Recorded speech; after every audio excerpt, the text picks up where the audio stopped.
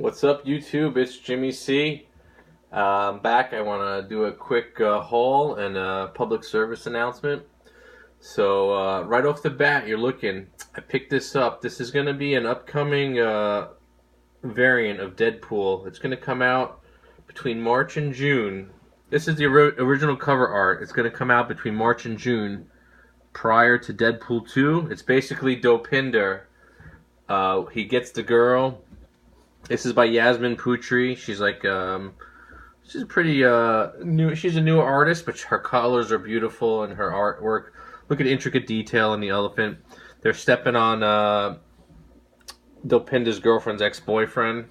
But what I really like about this is Deadpool's in the corner subtly, and he's eating a hamburger. And in India, the hamburger, the cow is like sacred.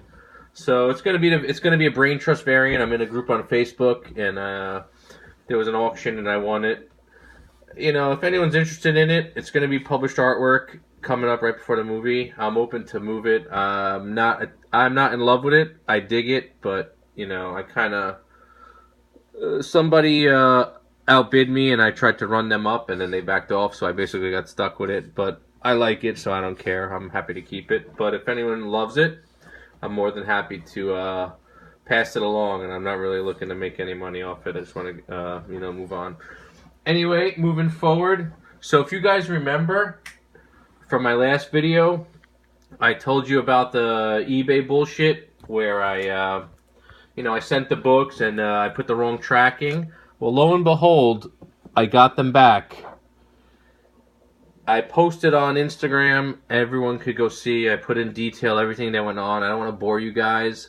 Long story short, you be the judge. Scumbag scammer or duplicitous dummy. Because once I proved to them that I tortured the post office and they found tracking, and once they found the tracking, I had to fucking argue with them for 3 days, and they finally played stupid and found the package in their house. Like, they live in a mansion with 100 people, and they made me pay for shipping back, and they sent it back. But you know what? If I didn't find the tracking, you think they were going to send me these books back? And even after that, they made me bust, and they played games with me, and they were being smug, and like, it's a woman, and I think her boyfriend is on the side. But you know what? I outed them. Fuck them.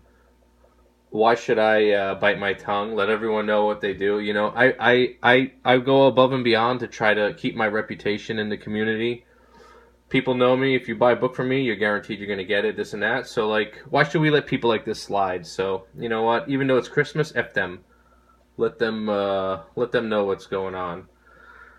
Moving on. So, Secret Santa. I'm in 3 Secret Santas. I run the Instagram one. You guys saw Big Easy hook me up with the Green Goblin. I'm also in one with a Facebook group, and I got this awesome book from dude, Captain America, issue 34 9.8. There's 2 variants. This is when Bucky becomes Captain America. It's a sweet gift. I'm not gonna lie, not for nothing. I love doing the Secret Santas, but when I go into them, I'm expecting to get the Zingy. Because it's just, luck of the draw, a lot of people give you the zing. Even though they set guidelines, $25 minimum, do whatever you want. A lot of guys just give you fucking bullshit, you get you're getting VG copies of ElfQuest or Stranger Attraction 1, you're getting stupid shit. I just do it for fun, and I like to do it. I like the unknown, because most of the time you say like things you like, so your Santa has a guideline. I never do that. I always want it to be carte blanche, like dealer's choice.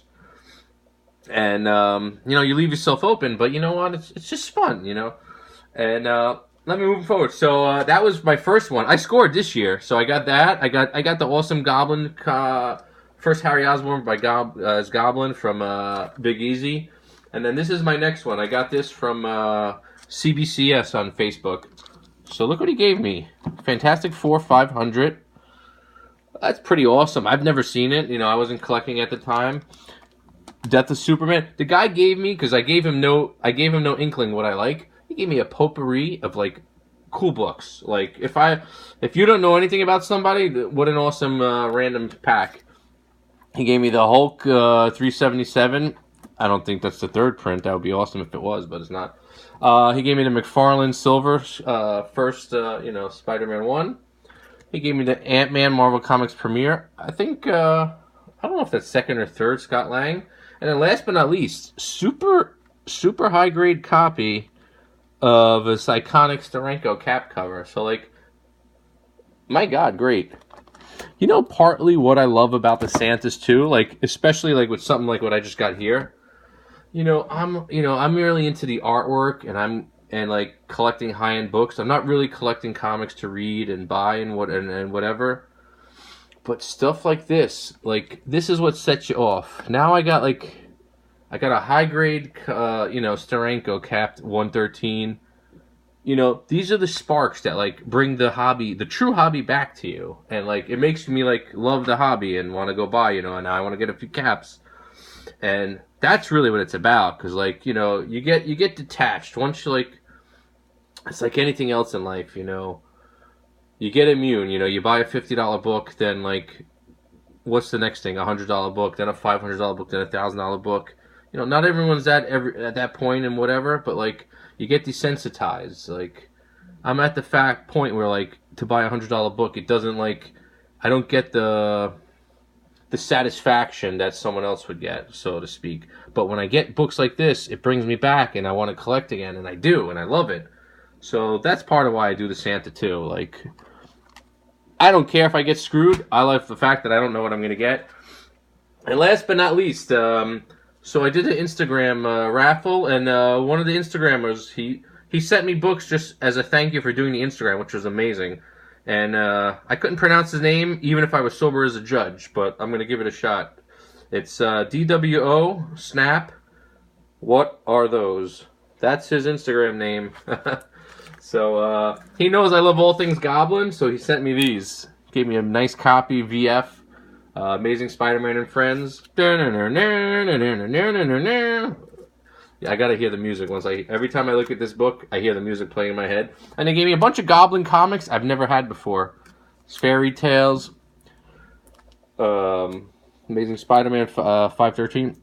You know why I love these? Because they all incorporate Goblin, so I use them as research. So I'm going to go through each of these books and see if there's any like artwork that I need. And then I'm going to hunt down the inker or the artist, and hopefully they have it. If there's like a spectacular page or whatnot. I was just checking the time. That's why I paused. But I think that's it. What else? Oh yeah, I got to show you. Look what the wife bought me for Christmas. I got to pan out. It's so big I can't even show it. She just got, well, not for Christmas, for my birthday, because my birthday was last week. Panorama, look, what a screenshot of Joker. What an iconic, this image just brings me back to when I was, like, younger, back in the days, like, even when I watched the movie, like, this was, like, the scene, I was like, wow, look at him, carefree. It just makes me reflect back when I was younger, like, in my mid-20s, because, I grew up in the city, in Manhattan. I had my own apartment, downtown Manhattan. It was rent-controlled, so what that means is my grandmother lived there for 50 years, so when she left, I took it over, and I was paying $400 a month to live in downtown Manhattan, and the landlord couldn't do shit. It was run, Chinese people owned it, because, it's Chinatown, Little Italy. I grew up in Little Italy, so Little Italy, Chinatown, and they tried for 2 years to throw me out, and they couldn't throw me out because it was rent-controlled, and, I was grandfathered in, so they wouldn't take my rent. So not only was the rent $400 a month in a fucking $2,000 apartment, but I didn't even pay it because they wouldn't take it, and they were trying to throw me out in court. So I lived rent-free for 2 years in downtown Manhattan, carefree. I worked in a restaurant in Little Italy after college because World Trade Center went down. So I was working 30 hours a week, making $1,500 cash in a restaurant. And this basically summed up my life every night at 4 in the morning. Just Jimmy C doing deals, living life, having fun. So the fact that she bought this to me, it just speaks to me on so many levels. And long story short, they paid me a nice chunk of change to move out because they didn't want to go to court. And it was the best thing for me because then I got a real job and moved on with my life. And now I'm here. 2 French bulldogs, 2 mortgages, a wife, and a baby. And that's Jimmy C signing out. I gave you guys a mouthful, a little more than you bargained for, but you know what? That's what we do. Merry Christmas to all, and to all a good night. And fuck the scumbag sellers. Later.